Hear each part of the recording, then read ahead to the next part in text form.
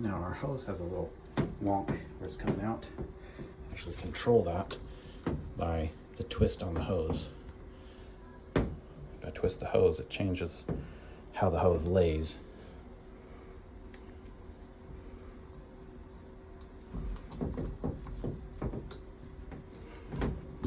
Let's see.